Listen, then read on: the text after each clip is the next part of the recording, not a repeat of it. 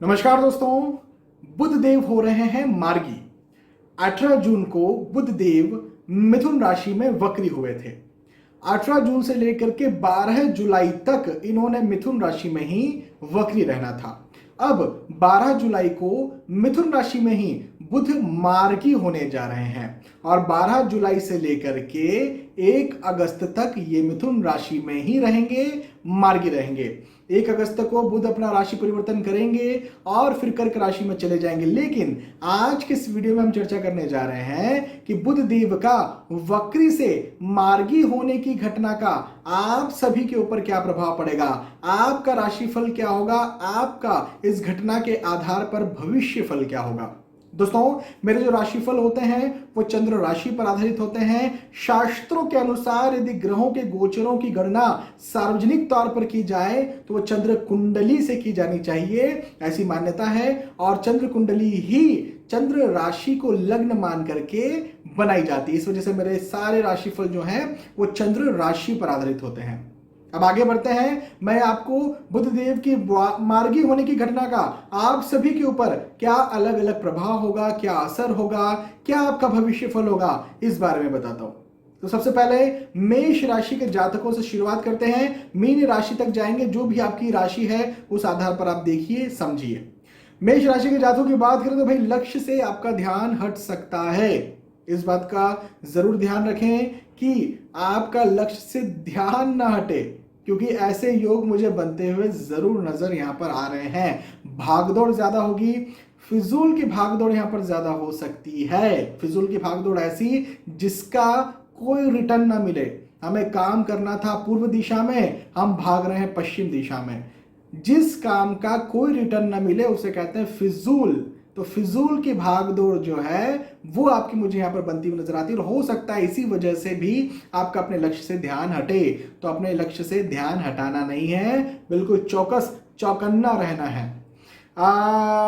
एक बात और मैं ये कहूंगा कि आप यदि पढ़ाई करते हैं और यदि कोई एग्जाम आने वाली है, मेहनत ज्यादा करना पड़ेगी। ऑलरेडी मैं एक बात कह चुका हूं, लक्ष्य से ध्यान हटेगा तो इस बात पे तो आपको ध्यान लगाना ही है। लेकिन स्वास्थ्य के दृष्टिकोण से भी मुझे यहां पर समस्याएं बनती हुई नजर आ रही है।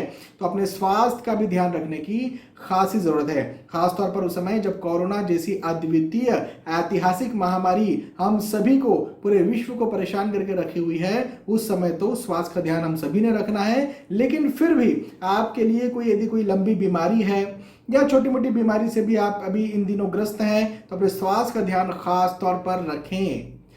मेष राशि के बाद वृषभ राशि के जातकों की बात करें तो भाई धन वृद्धि के योग मुझे बनते हुए नजर आते हैं। आपकी जो बोलने की क्षमता है, वाक पटुता है, दूसरों को इंप्रेस करने की क्षमता है, उसमें मुझे वृद्धि दिखती है। एक बात और यहां पर कहना चाहूंगा कि यदि कोई इंटरव्यू देने जा रहे हैं वहां पर आप खुद को बहुत अच्छी तरह से रिप्रेजेंट कर पाएंगे, बहुत अच्छी तरह से बोल पाएंगे।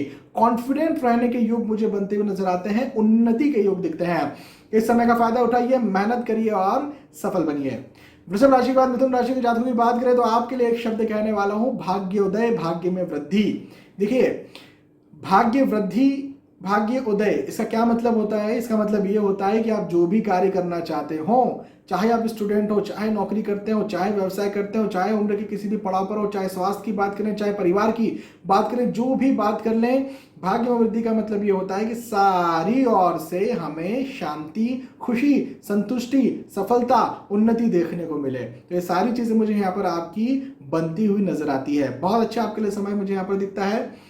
मिथुन राशि के बाद कर्क राशि के जातकों की बात करते हैं तो स्थानांतरण के योग बनते हुए नजर आते हैं। स्थानांतरण हो सकता है, लंबे वक्त से कोरोना या लॉकडाउन की वजह से कहीं फंसे हुए थे और कहीं जाना चाह रहे हैं तो जा भी सकते हैं। हाँ, अपने स्वास्थ्य का ध्यान रखना बेहद जरूरी है। कोई लंबी बीमारी है जैसे diabetes, thyroid, hypertension, blood pressure तरह की, तो उसका भी ध्यान खास तौर पर रखने की जरूरत है। आपको आपके शत्रु जरूर परेशान कर सकते हैं, हिडन एनिमीज जो है वो आपको परेशान कर सकते हैं। हो सकता है डायरेक्ट एनिमीज भी परेशान करें, जिनसे बच के रहने की जरूरत है। देखिए, कई बार क्या होता है कि जो गलत है उसके अगेंस्ट हमें आवाज उठानी जरूरी भी हो जाती है। हमेशा ही मेरा कहने का मतलब ये नहीं कि शत्रुओं से बच के रहिए, मतलब जो भी कर रहा है गलत बस सुनते रहिए, सहते रहिए, नहीं। कई बार ये चीज़ होती है कि हमें आवाज़ गलत के खिलाफ जो है उठाना पड़ती है, उठाना भी चाहिए, लेकिन कानूनी तरह से अपने कानूनी अधिकारों को समझिए और कानूनी तरह से आवाज़ उठाइए। ये मेरी आपके लिए टिप्स रहेगी। देखिए, कर्क राशि के बाद अब सिंह राशि के जातकों की बात करते हैं तो यहाँ पर प्रतिष्ठा में वृद्धि के योग मुझे बनते हुए नजर आते हैं, उन्नति के योग बनते हुए नजर आते हैं, आय में वृद्धि के योग बनते हुए नजर आते हैं, धन में वृद्धि के योग बनते हुए नजर आते हैं। ओवरऑल वृद्धि मुझे यहाँ पर ज्यादा दिखती है, तो फिर भागदौड़ में वृद्धि भी क्यों ना दिखे, तो भागदौड़ में वृद्धि के योग भी बनते हुए नजर आते हैं। खैर, भागदौड़ हो रही है लेकिन प्रतिष्ठा मिल रही है, उन्नति मिल रही है, सफलता मिल रही है, तो कोई, मैं समझता हूँ, कोई हेडेक नहीं है, कोई परेशानी नहीं है, कोई सिर दर्द नहीं है। ये एक अच्छी ही बात है। ऐसा होना भी चाहिए। इंसान को व्यस्त रहना चाहिए, मस्त रहना चाहिए। तो मुझे यहाँ पर आपके लिए व्यस्त और मस्त दोनों ही योग बनते हुए नजर आते हैं। सिंह राशि के जातकों के लिए वक्त बहुत अच्छा रहने वाला है। बिल्कुल मेहनत करिए, कठिन मेहनत करिए, बिल्कुल कड़ी मेहनत करिए और सफल बनिए। ऐसा यहाँ पर इस घटना, इस बुध देव के जो मार्गी होने की घटना का एक मंत्र निकल के आया आपके लिए सिंह राशि के जातकों के लिए, वो ये है। सिंह राशि के बाद कन्या राशि के जातकों की बात करें तो भाई नौकरी के योग बनते हुए नजर आते हैं। नौकरी के योग, यदि लंबे वक्त से आप नौकरी के लिए ट्राई कर रहे थे या फिर नौकरी करते भी तो स्विच करने के लिए, नौकरी छोड़कर दूसरी नौकरी पकड़ने के लिए ट्राई कर रहे थे, तो वैसे योग मुझे दिखते हैं। बिजनेस लंबे वक्त से सेटल करना चाह रहे थे, कोई योजना आपने बना करके रखी थी, नहीं हो पा रहा था, तो वैसे भी योग मुझे बनते हुए नजर आते हैं। उन्नति के योग हैं, सफलता के योग हैं, खुशी के योग हैं, उत्साह में वृद्धि के योग हैं। और कन्या राशि के जातकों के लिए भी वक्त बहुत अच्छा है। तुला राशि के जातकों की बात करें तो भाई आपके लिए भी वही बात जो मिथुन राशि के जातकों के लिए कही थी, भाग्य में वृद्धि, भाग्योदय। इसका क्या मतलब? इसका सीधा सा मतलब है, जो भी काम आप करते हैं, जो भी काम आप करना चाह रहे हैं, उन सारे कार्यों में आपको उन्नति मिले, आपको सफलता मिले, आपको संतुष्टि मिले, आपका उत्साह बढ़े, और आप खुश रहें, संतुष्ट रहें, सफल रहें सारे कार्यों में, चाहे स्टूडेंट हो, चाहे नौकरी करते हो, चाहे व्यवसाय करते हो, चाहे परिवार की बात ही क्यों ना करें, चाहे स्वास्थ्य की बात ही क्यों ना करें। आपके लिए, तुला राशि के जातकों के लिए वक्त बहुत अच्छा है। तुला राशि के बाद वृश्चिक राशि के जातकों की बात करें तो भैया आपके लिए यहाँ पर समय थोड़ा सा विपरीत हो सकता है। खास तौर पर मानसिक तौर पर यह समय मुझे उतना अच्छा नहीं दिखता। चिंता, तनाव, एंजाइटी जैसी स्थितियां ज्यादा बन सकती है। सर दर्द या न्यूरोलॉजिकल जो प्रॉब्लम्स होती है जैसे माइग्रेन वगैरह, यदि ये कुछ आपको है, न्यूरोलॉजिकल कोई प्रॉब्लम है, कोई डिसीज है, तो उसका खास तौर पर ध्यान रखने की मुझे ज्यादा जरूरत आपके लिए दिख रही है। पेट में भी तकलीफ हो सकती है, डाइजेस्टिव सिस्टम में तकलीफ हो सकती है, जिससे भी आपको बच के रहने की ज़रूरत है। क्योर करिए, जो ट्रीटमेंट है, यदि कुछ प्रॉब्लम हो भी गई तो ट्रीटमेंट भी जो है वो सही तरह से लीजिए। थोड़ा सा स्वास्थ्य जो है मुझे यहाँ पर आपका गड़बड़ दिखता है। हालांकि धन की बात करें, आर्थिक स्थिति की बात करें तो ये मजबूत रहेगी। परिवार का साथ आपको भरपूर मिलने वाला है, तो परिवार के दृष्टिकोण से, धन के दृष्टिकोण से चिंता की बात नहीं है। वृश्चिक राशि के बाद धनु राशि के जातकों की बात करें तो भाई आपके लिए विवाह फिक्स हो जाए ऐसे योग दिखते हैं। आने वाले वक्त में कभी भी विवाह फिक्स हो, इस सप्ताह वो फिक्स हो जाए, उसकी प्लानिंग्स हो जाए, ऐसा मुझे बनता हुआ नजर आता है। ये भी हो सकता है कि नए प्रेम प्रसंग आपके बने, ये भी स्थिति बन सकती है। कोई ऑफिशियल डील है, आप कहीं ऑफिस में काम करते हैं या फिर इवन आपका कोई बिजनेस भी है, कोई ऑफिशियल डील आप साइन करना चाहते हैं या चाह रहे थे, लंबे वक्त से उस डील के लिए आप बैठे हुए थे, तो वो भी यहाँ पर कंप्लीट हो सकता है। दोस्तों और परिवार का साथ भी मुझे भरपूर मिलता हुआ नजर आता है। पारिवारिक स्थिति तो खैर अच्छी रहेगी, लेकिन आर्थिक स्थिति भी बहुत अच्छी रहने वाली है, धन की स्थिति भी बहुत अच्छी रहने वाली है।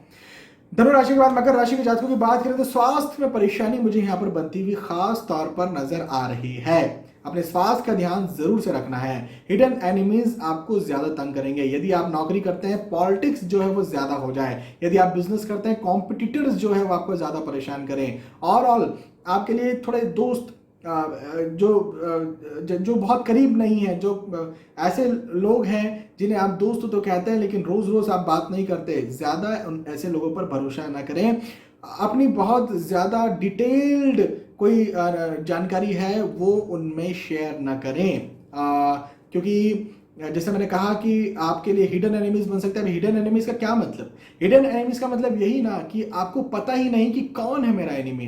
तो जो लोग दूर के हैं, जिनसे रोज रोज आपकी बातें नहीं होती है, कभी कभी बात होती है, चाहे वो रिश्तेदार भी इवन क्यों ना हो, चाहे वो दोस्त भी इवन क्यों ना हो, किसी पर भी अंधविश्वास ना करें।